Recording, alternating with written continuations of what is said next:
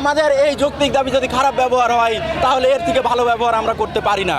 যে আমাদের আগামী কবে থেকে ট্রেন ছাড়বে, কারণ দর্শনা দীর্ঘদিন ধরে এই আন্দোলন করে যাচ্ছে এবং করে এতে ফলপ্রসূ কিছু পাচ্ছে না। এখান থেকে আমাদের দর্শনের দূরত্ব প্রায় 20 কিলোমিটার। অনেক সময় চাঁদাবাজি, ডাকাতি বা চুরির সম্মুখীন হতে হয়। এইটার বিষয় হচ্ছে এই দুইটা ট্রেনই দিনের বেলায় যখন আপ এবং ডাউনে যায় তখন থামে, কিন্তু রাতের বেলা তারা বলে যে না, রাতের বেলায় ট্রেন থামানো যাবে না। একই ট্রেন একই স্টেশনে দিনে থামে, রাতে থামে না। এর থেকে হাস্যকর ব্যাপার আমার মনে হয় না বাংলাদেশে আর কোথাও আছে।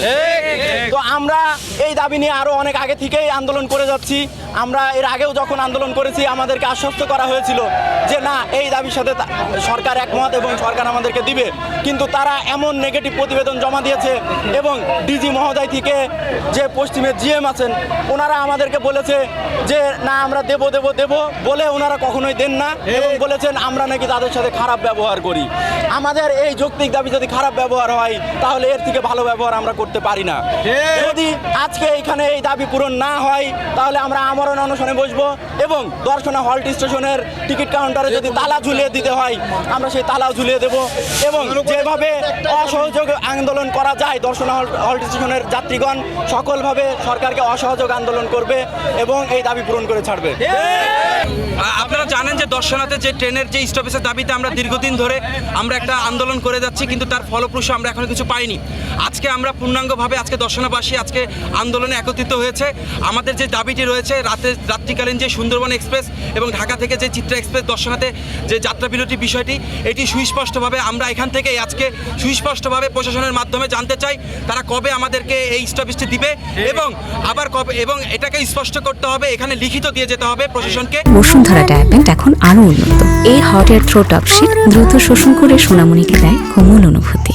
যে আমাদের আগামী কবে থেকে ট্রেন ছাড়বে, কারণ দর্শনা দীর্ঘদিন ধরে এই আন্দোলন করে যাচ্ছে এবং করে এতে ফলপ্রসূ কিছু পাচ্ছে না। আরেকটি বিষয় আমি বলতে চাই, যদি আজকে এখান থেকে কোনো ফলপ্রসূ আমরা না পাই, এখানে আমরা আমরণ অনশনে বসবো এবং এই আন্দোলনকে আরও বেগবান করার জন্য আমরা সর্বোচ্চ। বাংলাদেশের সর্বপ্রথম রেল লাইন হচ্ছে দর্শনা থেকে জগতী। ঠিক, আমাদের দর্শনাতে একটি বৃহত্তম চিনি শিল্প কারখানা আছে। আন্তর্জাতিক চেকপোস্ট থাকা সত্ত্বেও এখানে হচ্ছে আমাদের যে হল্ট স্টেশন থেকে 3 কিলো দূরের মধ্যে 3 কিলোর ভিতরে হচ্ছে আমাদের থানা, আমাদের হচ্ছে সার্কেল অফিসার রুম অফিস, আমাদের হচ্ছে বিজিবি ক্যাম্প থাকা সত্ত্বেও আমাদের বিভিন্ন সময় রেল কর্তৃপক্ষ নিরাপত্তাহীনতার কারণে এই আমাদের যে যৌক্তিক দাবি, এই দাবিটা মানছে না। ইতিমধ্যে আরেকটা বিষয় অবগত আছেন যে আমাদের চুয়াডাঙ্গাতে যে ট্রেনটা থামে এটা রাত 12টায়। আমরা অনেক সময় ঢাকাতে যেতে হলে আমাদের রাত 12টার সময় দর্শনা থেকে চুয়াডাঙ্গা যেতে হয়। এখান থেকে আমাদের দর্শনের দূরত্ব প্রায় 20 কিলোমিটার। অনেক সময় চাঁদাবাজি, ডাকাতি বা চুরির সম্মুখীন হতে হয়। এই দাবিটা হচ্ছে আমাদের, এইটাই মূলত দাবি, আমরা যেন আর ডাকাতির শিকার বা চুরি ছিনতাইয়ের শিকার না হয় এবং দর্শনাতে ট্রেন থামানোর এর চাইতে হচ্ছে গুরুত্বপূর্ণ বিষয় কিছুই নাই, কারণ দর্শনাতে সব কিছুই আছে।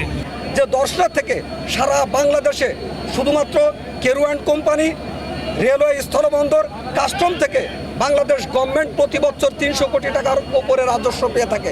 কিন্তু অত্যন্ত দুঃখজনক যে দর্শনের উন্নয়নের জন্য বিগত দিনে যে 15-16 বছর যে সরকারটি ক্ষমতা ছিল তাদের কোনো দেখভাল ছিল না দর্শনের উন্নয়নের জন্য।